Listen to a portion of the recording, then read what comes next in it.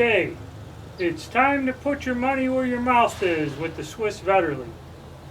We made cases, got a custom bullet mold, did the load development, got the right weight. Everyone says that this gun should shoot dead on at 200 yards. So now we're out here at the 200-yard range. What I found is it's still shooting a bit high. Of course, these bullets are hollow.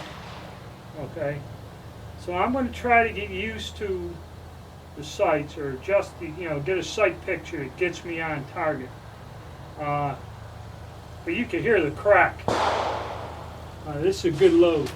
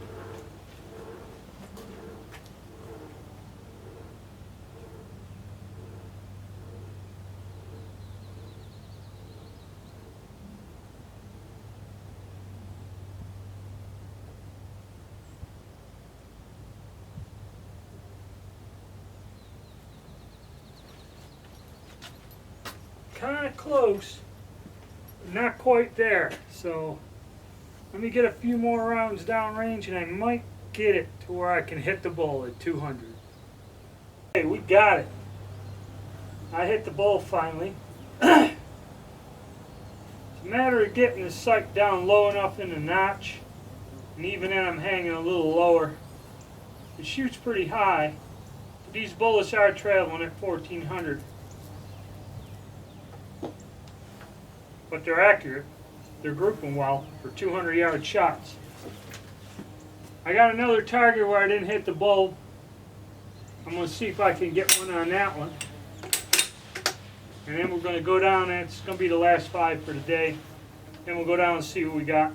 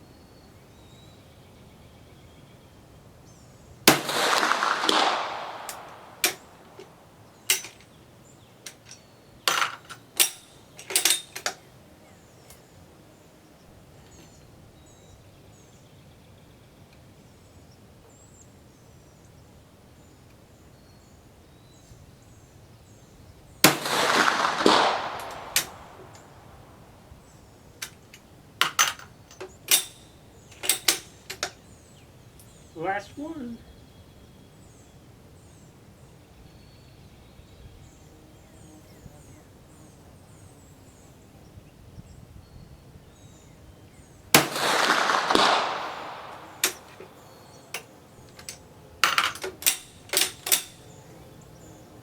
Okay, let's go see how we done.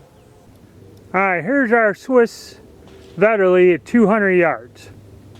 Now, I just lined the front sight blade up with the top of the rear sight, you know, even. Put it on the center of the black dot. And I guess the first round hit up high. So you're looking at almost 12 inches high at 200 yards going from the center here. So then I lowered it to where you could just barely see the top of the front sight blade in the notch. Then I started hitting up into here. Okay, and it's still a pretty decent group. So I said, all right, we got to go even lower. So I was aiming lower. These here, I've caught myself, I was developing, see, I found it, but I was pulling to the right, kind of a flinch. Got to get used to the gun. But still, fairly decent grouping. So then I said, all right, let's go down.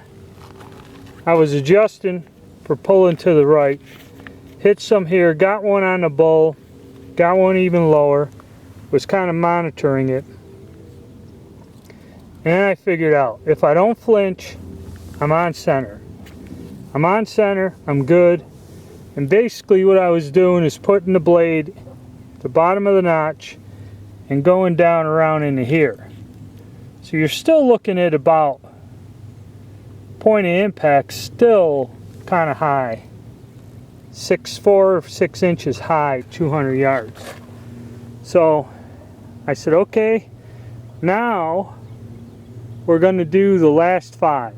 Now I had another target over here where I was using 50-70, so don't get it confused with the other holes. But I said, all right, I got this. I checked, so I went, and then my last 5, because I didn't touch that thing, that is my last 5 shot group. 1, 2, 3, 4, 5. So the Swiss Vetterli, with practice, get my shooting under control, get my breathing down and everything. You know, sometimes talking to the camera and that, I get distracted, don't concentrate, and it's kind of hard trying to pull off good accuracy and make a video at the same time. But this made my week right here, this 5 shot group. I mean, you can't get no better than that. At 200 yards, the guns do hold the accuracy that they say. And with practice, getting the proper sight picture, because it's all fixed sights, some old military guns, it's all Kentucky windage. There you go, that was my last 5. Alright, I got to stand corrected on the Vetterli. After closer examination, 1, 2, 3, 4, and I got a flyer. You see, the 50 caliber hole's a hell of a lot bigger. So I got to be honest with you, I got 1 flyer out of that 5 shot group. I thought it was right in there. It does look it. You know, when you look at this, but on examining it, this is 3 holes, 4, and then 5. I thought I had 4 of them in there. Oh well. Alright, then that's my correction. Not trying to pull a fast one on you.